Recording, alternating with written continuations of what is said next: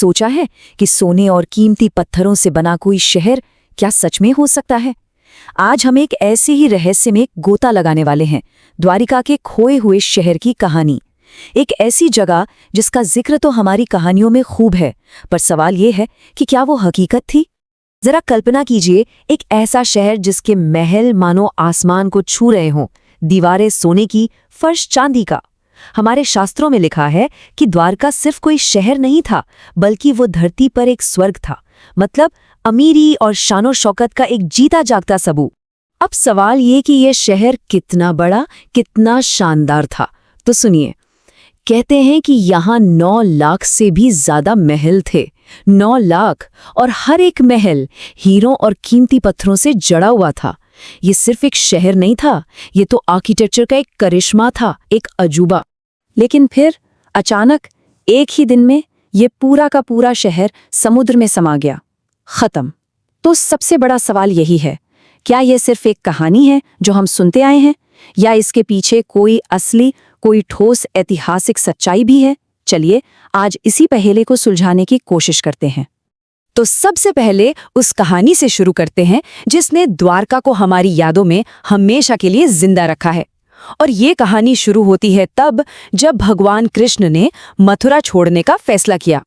देखिए, अपनी प्रजा को बार बार हो रहे हमलों से बचाने के लिए श्री कृष्ण ने एक नया, एक सुरक्षित शहर बसाने का फैसला किया। उन्होंने समुद्र देव से प्रार्थना की और उनसे जमीन मांगी, और समुद्र के बीच मिली उसी जमीन पर दिव्य वास्तुकार विश्वकर्मा ने एक ऐसे शहर का निर्माण किया जो बिल्कुल अकल्पनीय था। द्वारका का मतलब ही है द्वारों का नगर, और ये नाम इसके डिजाइन के बारे में बहुत कुछ बताता है। ये कोई आम शहर नहीं था, ये एक बहुत ही एडवांस्ड, एक सुनियोजित शहर था। सोचिए, सड़कें सीधी बंदरगाह तक जाती थी, व्यापार के लिए अलग से डॉक्स बने हुए थे, और उस जमाने के हिसाब से एक गजब की सिंचाई व्यवस्था थी। मतलब ये शहर पूरी तरह से आत्मनिर्भर था। लेकिन जैसा कि हर बड़ी कहानी में होता है, इसमें भी एक मोड़ आया। द्वारका का भविष्य 2 श्रापों ने तय कर दिया। पहला श्राप था गांधारी का, जो उन्होंने महाभारत युद्ध के बाद दिया, और दूसरा था ऋषियों का श्राप, जो श्री कृष्ण के बेटे सांब को उनके अपमान के बदले में मिला। और फिर जैसे ही श्री कृष्ण ने इस दुनिया से विदा ली, वो दोनों श्राप, वो भविष्यवाणियां सच हो गई। वो पूरे के पूरी सोने की द्वारका नगरी समुद्र की लहरों में समा गई, और इसके साथ ही एक युग का अंत हो गया। सदियों तक द्वारका की ये कहानी सिर्फ किताबों और कथाओं में जिंदा रही। लेकिन फिर आई 20वीं सदी, और कुछ ऐसे सुराग मिलने शुरू हुए जिन्होंने इस पौराणिक कहानी को एक असली आर्कियोलॉजिकल मिशन में बदल दिया। शुरुआत हुई जब वहां के मछुआरों ने पानी के नीचे कुछ अजीबोगरीब पत्थर के स्ट्रक्चर देखने की बात कही। फिर समुद्र के ऊपर से गुजरने वाले पायलट्स को भी पानी के नीचे सीधी सीधी लाइनों वाली कुछ बनावटें दिखीं जो कुदरती नहीं लग रही थी। और इन सब बातों को और पुख्ता कर दिया 6ठी सदी के एक तांबे के शिलालेख ने, जिसने इस रहस्य को और भी गहरा बना दिया। और यहीं से शुरू हुई दशकों तक चलने वाली एक खोज की कहानी। 1963 में जब पहली खुदाई हुई, वहां से लेकर 2024 में प्रधानमंत्री मोदी के उस ऐतिहासिक गोते तक, द्वारका को ढूंढने का ये पूरा सफर साइंस और एक मजबूत इरादे की मिसाल है। अब इस पूरी खोज के दिल में एक नाम सबसे अहम है, डॉक्टर SR राव। वो भारत के पहले मरीन आर्कियोलॉजिस्ट में से एक थे, और उनका विश्वास था कि हमारी पौराणिक कथाएं सिर्फ कहानियां नहीं हैं, उनमें कहीं न कहीं ऐतिहासिक सच्चाई भी छिपी है। डॉक्टर राव का नजरिया बिल्कुल साफ था। वो महाभारत और पुराणों को सिर्फ धार्मिक ग्रंथ नहीं, बल्कि एक तरह के हिस्टोरिकल डॉक्यूमेंट्स मानते थे। और बस यही विश्वास उन्हें अरब सागर की गहराइयों में खींच ले गया, श्री कृष्ण की उस खोई हुई नगरी को ढूंढने के लिए।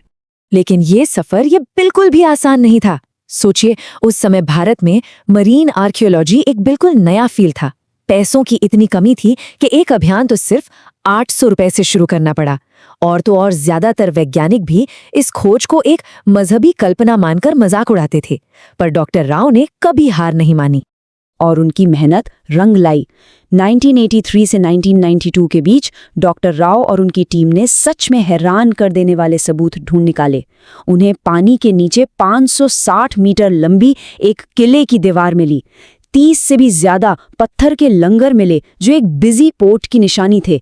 और सबसे बड़ी बात, ऐसी कलाकृतियां मिली जिनकी उम्र महाभारत के समय से मेल खाती थी। तो अब कहानी पहुंचती है 21वीं सदी में।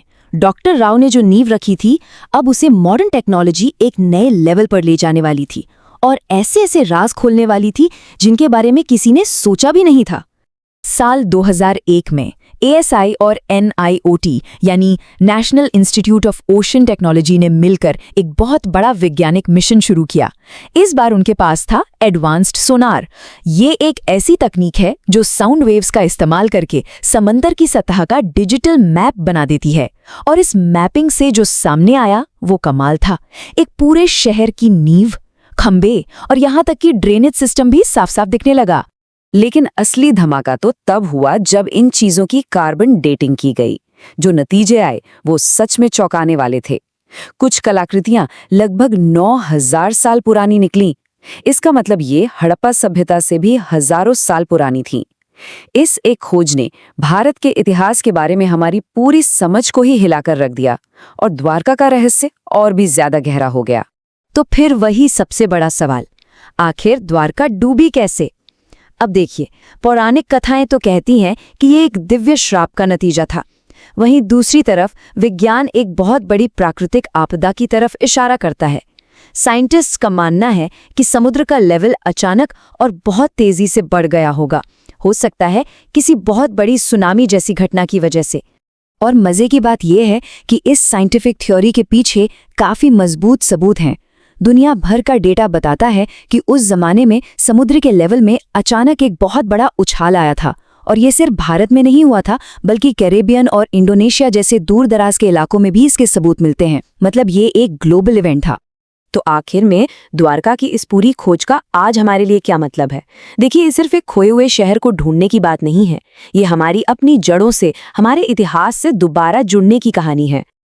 अभी हाल ही में फरवरी 2024 में जब प्रधानमंत्री नरेंद्र मोदी ने खुद द्वारका के उन पानी में गोता लगाया और भगवान कृष्ण की याद में मोर पंख अर्पित किए, तो इस एक कदम ने द्वारका की इस प्राचीन विरासत को एक बार फिर से पूरी दुनिया की नजरों में ला दिया। और आखिर में द्वारका की कहानी शायद यही सिखाती है कि आस्था और विज्ञान ये दो अलग अलग रास्ते नहीं हैं। ये वो पॉइंट है जहां विश्वास, साइंटिफिक सबूत और हमारी सांस्कृतिक धरोहर सब एक साथ आकर एक भूली बिसरी सच्चाई को फिर से हमारे सामने लाते हैं। और ये हमें एक बहुत बड़े सवाल के साथ छोड़ जाता है कि अगर द्वारका सच थी, तो फिर हमारी दूसरी पौराणिक कथाओं में और कितनी सच्चाइयां छिपी हैं जो बस खोजे जाने का इंतजार कर रही हैं।